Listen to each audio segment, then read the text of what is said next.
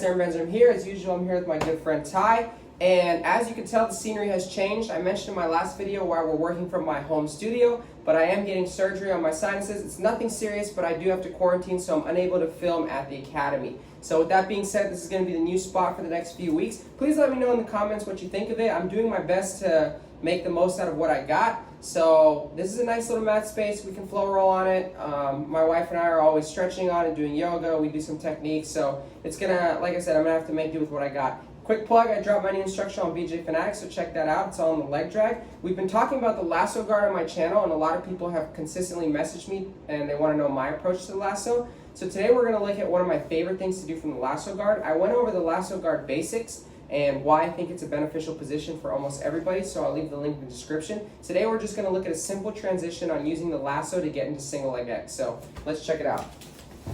So guys, to reiterate, when I'm in the lasso guard, it typically comes from double sleeve control, okay? It's always a hybrid for the most part unless you're playing double lasso, which isn't very traditional and I don't like using it. So I have one leg extended, and the leg that's retracted is going to be the lasso. If he has a grip, I always like to break the grip. I like to pull as I simultaneously kick out. Okay, I see a lot of people just try to pull all the time, and it's because they're in the heat of the moment, they're rolling, they have adrenaline, and they forget that they have to do both at the same time. When you pull, make sure to close the distance between your elbow and your ribs, and turn your forearm to you so he can no longer get his arm back. If you're just flailing and open, you're going to be weak, so you want to be here and keep his arm tight. So that's a huge tip that I got a while ago. I'm going to come out and around, and I have the short lasso, which I mentioned in my last video, or the deep lasso. Okay, and this works on either side. If my left foot's the one extended, I will break the grip. My right foot comes out and around. I have the short, and I have the deep. Okay, one of the things that I love to do from the lasso guard is use it to get underneath my opponent, because it's very easy to move him. All I have to do is put my foot on the mat. Okay, so I take my foot away from his bicep, the foot that's extended. I keep my lasso. And then what I'm going to do is I'm going to lift my hip as I kick this back. So I'm using two different things to get underneath my opponent. I'm going to lift and kick like so.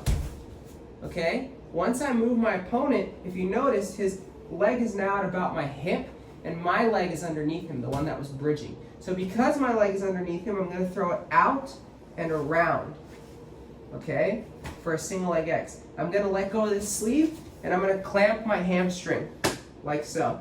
So I clamp my hamstring. In this case, it's kind of hard to go straight for the ankle lock grip. If you like that, you're more than welcome to do so. You can do either or, okay? I still have the lasso.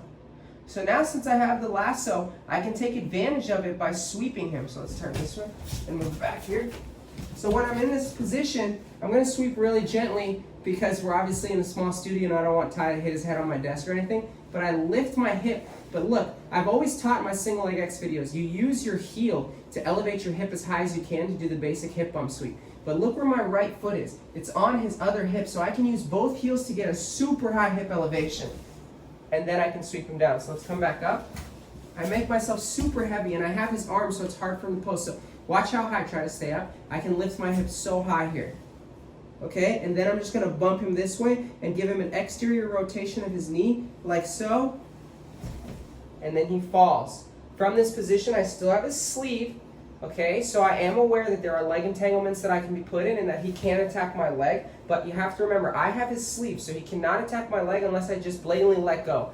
If I do, there is opportunity for him to go for a foot lock. If you're in the IBJJF, it would actually be illegal for Ty to go for a foot lock from here, even though I don't agree with it, because it's putting interior knee rotation on my leg.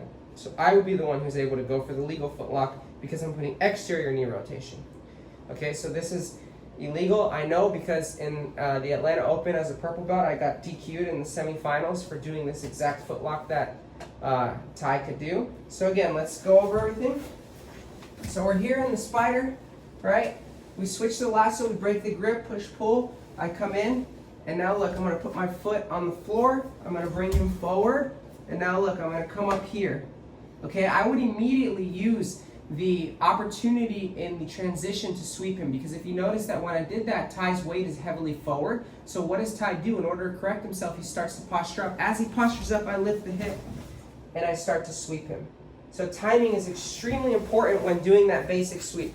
It can go from a basic sweep to an extremely advanced sweep when you incorporate the concept of timing. Because if my opponent is super far forward because he just got bridged over me and he tries to correct his base, and at the same time I'm able to capitalize and sweep him, I'm going to be able to sweep much higher level guys than if I am doing it improperly and at the wrong time. So again, I've said this saying on my channel 100 times, a perfect sweep done 100% correctly at the wrong time won't work, when a sweep done 50% correctly at the perfect time will work.